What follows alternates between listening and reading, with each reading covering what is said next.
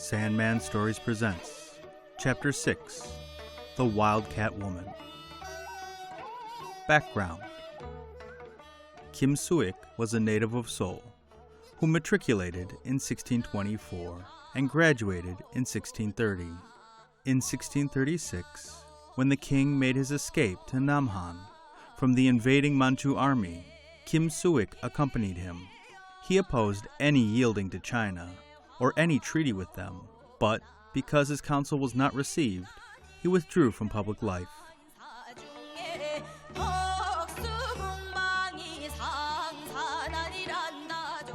The story. The former magistrate of Kwelpart, Kim Soo-ik, lived inside the south gate of Seoul. When he was young, it was his habit to study Chinese daily, until late at night. Once, when feeling hungry, he called for his wife to bring him something to eat. The wife replied, "We have nothing in the house except 7 or 8 chestnuts. Shall I roast these and bring them to you?"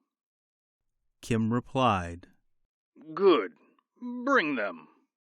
The servants were asleep, and there was no one on hand to answer a call. So the wife went to the kitchen, made a fire, and cooked them herself. Kim waited, meanwhile, for her to come. After a little while, she brought them in a handbasket, cooked and ready to serve for him. Kim ate and enjoyed them very much. Meanwhile, she sat before his desk and waited. Suddenly, the door opened, and another person entered. Kim raised his eyes to see, and there was the exact duplicate of his wife, with a basket in her hand and roasted chestnuts. As he looked at both of them beneath the light, the two women were perfect facsimiles of each other. The two also looked back and forth in alarm, saying, What's this that happened? Who are you? Kim once again received the roasted nuts, laid them down, and then took firm hold of each woman, the first one by the right hand, and the second one by the left, holding fast till the break of day. At last the cocks crowed, and the east began to lighten. The one whose right hand he held said, "Why do you hold me so? It hurts. Let me go." She shook and tugged, but Kim held all the tighter. In a little, after struggling, she fell to the floor and suddenly changed into a wild cat. Kim, in fear and surprise, let her go.